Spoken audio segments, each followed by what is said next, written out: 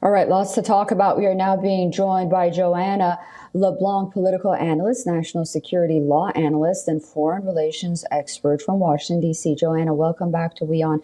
Thank you so much for joining us. How close are we to a ceasefire in the Russia-Ukraine conflict, considering everything President Trump said during that speech last night?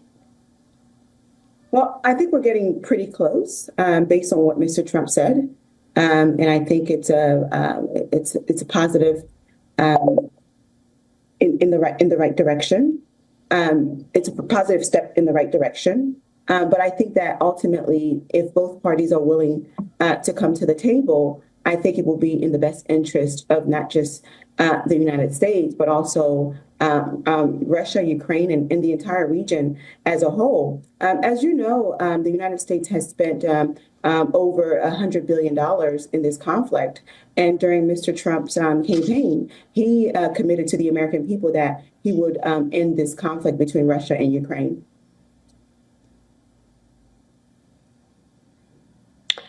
Let's talk about tariffs. That's an issue that President Trump focused on for quite some time during his speech last night.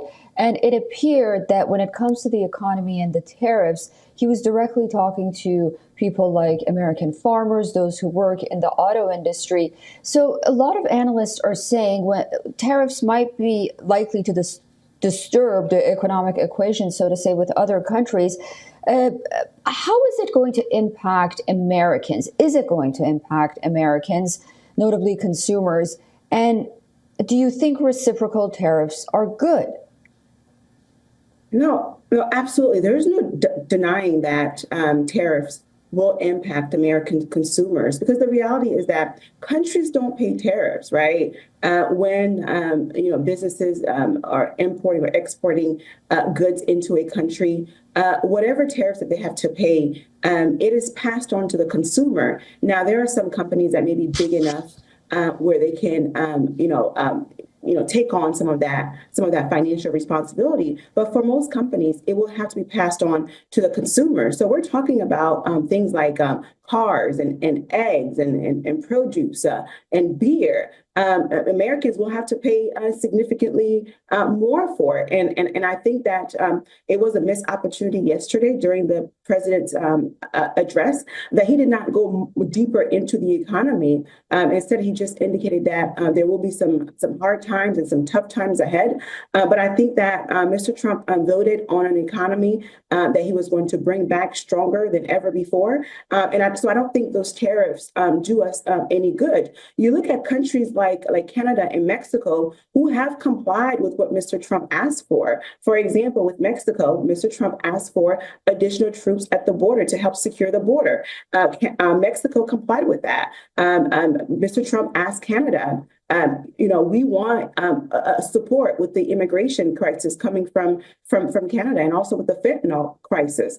They've provided support for that. And Canadian government is saying that perhaps Mr. Trump's real intent is truly to annex Canada, to make Canada the 51st state of the United States. But there is no doubt that tariffs will certainly have an impact on how much Americans pay at the grocery store and beyond. And how valid is the criticism that President Trump's new foreign policy doctrine will ultimately distance traditional U.S. allies? Do you think that's overstated?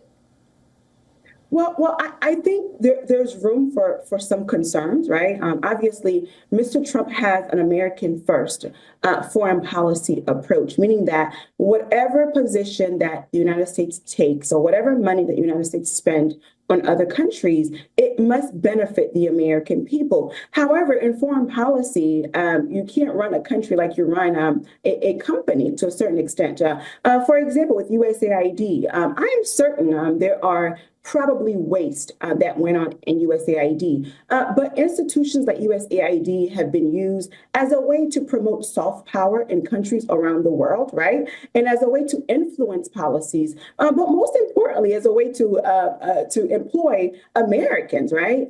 So I think that when you remove America from organizations like USAID, which no longer exists as of today, I don't think it really supports American foreign policy.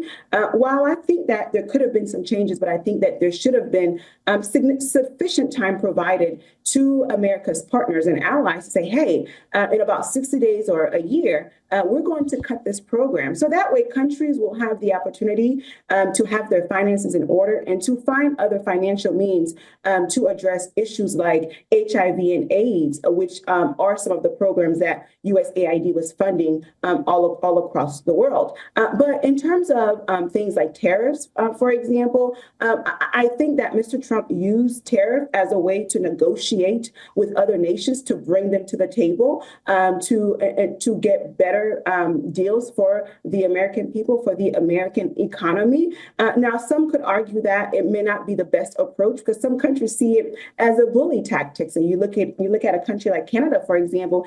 Canada said, I cannot believe our ally is doing this to us. So I think that the way that Mr. Trump is handling foreign policy, right, while it may work domestically to his base, but it creates a level of unpredictability by his allies and some of America's friends around the world.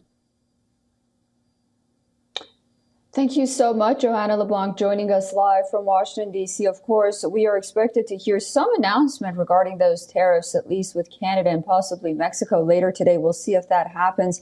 It's always great talking to you. Thank you so much. Always a pleasure. For all the latest news, download the WION app and subscribe to our YouTube channel.